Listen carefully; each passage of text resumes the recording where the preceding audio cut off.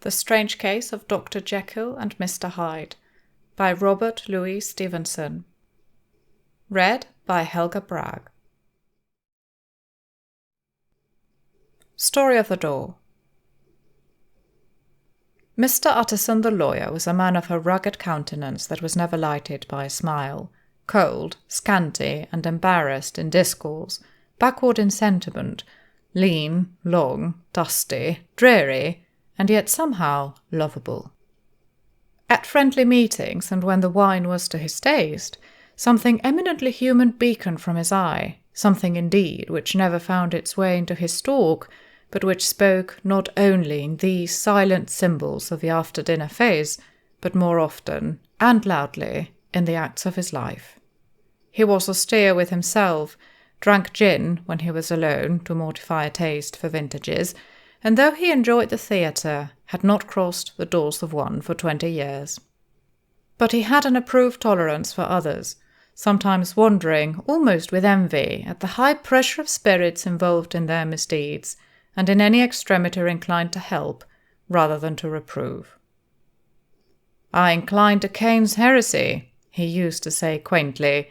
"I let my brother go to the devil in his own way." In this character it was frequently his fortune to be the last reputable acquaintance and the last good influence in the lives of down-going men. And to such as these, so long as they came about his chambers, he never marked a shade of change in his demeanour.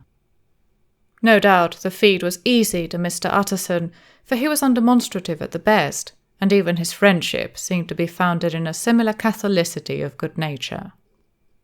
It is the mark of a modest man to accept his friendly circle ready-made from the hands of opportunity, and that was the lawyer's way. His friends were those of his own blood, or those whom he had known the longest. His affections, like ivy, were the growth of time. They implied no aptness in the object. Hence, no doubt, the bond that united him to Mr. Richard Enfield, his distant kinsman, the well-known man about town. It was a nut to crack for many what these two could see in each other, or what subject they could find in common. It was reported by those who encountered them in their Sunday walks that they said nothing, looked singularly dull, and would hail with obvious relief the appearance of a friend. For all that, the two men put the greatest store by these excursions, counted them the chief jewel of each week, and not only set aside occasions of pleasure, but even resisted the calls of business, that they might enjoy them uninterrupted. It chanced on one of these rambles that their way led them down a by-street in a busy quarter of London. The street was small and what is called quiet, but it drove a thriving trade on the weekdays. The inhabitants were all doing well, it seemed, and all emulously hoping to do better still, and laying out the surplus of their grains in coquetry, so that the shop fronts stood along that thoroughfare with an air of invitation, like rows of smiling saleswomen. Even on Sunday, when it veiled its more florid charms and lay comparatively empty of passage, the street shone out in contrast to its dingy neighbourhood, like a fire in a forest, and with its freshly painted shutters, well-polished brasses, and general cleanliness and gaiety of note, instantly caught and pleased the eye of the passenger. 2 doors from one corner, on the left hand going east, the line was broken by the entry of a court, and just at that point a certain sinister block of building thrust forward its gable on the street. It was 2 stories high, showed no window, nothing but a door on the lower story, and a blind forehead of discoloured wall on the upper, and bore in every feature the marks of prolonged and sordid negligence. The door, which was equipped with neither bell nor knocker, was blistered and disdained. Tramps slouched into the recess and struck matches on the panels. Children kept shop upon the steps. The schoolboy had tried his knife on the mouldings, and for close on a generation no one had appeared to drive away these random visitors or to repair their ravages. Mr. Enfield and the lawyer were on the other side of a by-street, but when they came abreast of the entry, the former lifted up his cane and pointed. "Did you ever remark that door?" he asked, and when his companion had replied in the affirmative, "It is connected in my mind," added he, with a very odd story." "Indeed," said Mr. Utterson, with a slight change of voice. "And what was that?" "Well, it was this way," returned Mr. Enfield. "I was coming home from some place at the end of the world about 3 o'clock of a black winter morning, and my way lay through a part of town where there was literally nothing to be seen but lamps. Street after street, and all the folks asleep.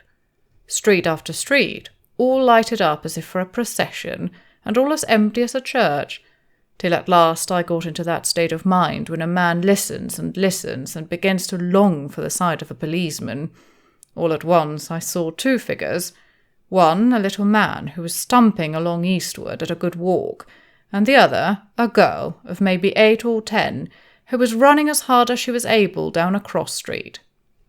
Well, sir, the 2 ran into one another naturally enough at the corner, and then came the horrible part of the thing, for the man trampled calmly over the child's body and left her screaming on the ground. It sounds nothing to hear, but it was hellish to see. It wasn't like a man, it was like some damned juggernaut. I gave a few hello, took to my heels, collared my gentleman, and brought him back to where there was already quite a group about the screaming child. He was perfectly cool and made no resistance, but gave me one look, so ugly that it brought out the sweat on me like running. The people who had turned out were the girl's own family, and pretty soon the doctor, for whom she had been sent, put in his appearance. Well, the child was not much the worse, more frightened, according to the sawbones, and there you might have supposed would be an end to it. But there was one curious circumstance. I had taken a loathing to my gentleman at first sight. So had the child's family, which was only natural. But the doctor's case was what struck me. He was a usual cut-and-dry apothecary, of no particular age and colour, with a strong Edinburgh accent and about as emotional as a bagpipe. Well, sir, he was like the rest of us. Every time he looked at my prisoner, I saw that Sawbones turn sick and white with a desire to kill him. I knew what was in his mind, just as he knew what was in mine, and killing, being out of the question, we did the next best. We told the man we could and would make such a scandal out of this as should make his name stink from one end of London to the other. If he had any friends or any credit, we undertook that he should lose them. And all the time, as we were pitching it in red hot, we were keeping the women off him as best we could, for they were as wild as harpies. I never saw a circle of such hateful faces, and there was a man in the middle, with a kind of black sneering coolness. Frightened, too, I could see that, but carrying it off, sir, really like Satan. "If you choose to make capital out of this accident," said he, "I am naturally helpless. No gentleman but wishes to avoid a scene," says he. "Name your figure." Well, we screwed him up to £100 for the child's family. He would have clearly liked to stick out, but there was something about the lot of us that meant mischief, and at last he struck. The next thing was to get the money, and where do you think he carried us but to that place with a door? Whipped out a key, went in, and presently came back with a matter of £10 in gold and a cheque for the balance on Coates, drawn payable to bearer and signed with a name that I can't mention, though it's one of the points of my story. But it was a name at least very well known and often printed. The figure was stiff, but the signature was good for more than that if it was only genuine. I took the liberty of pointing out to my gentleman that the whole business looked apocryphal, and that a man does not, in real life, walk into a cellar door at 4 a.m. and come out with another man's cheque for close upon £100. But he was quite easy and snaring. "Set your mind at rest," says he. "I will stay with you till the bank's open and cash the cheque myself." So we all set off, the doctor and the child's father and our friend and myself, and passed the rest of the night in my chambers, and next day, when we had breakfasted, went in a body to the bank. I gave in the cheque myself, and said I had every reason to believe it was a forgery. Not a bit of it. The cheque was genuine.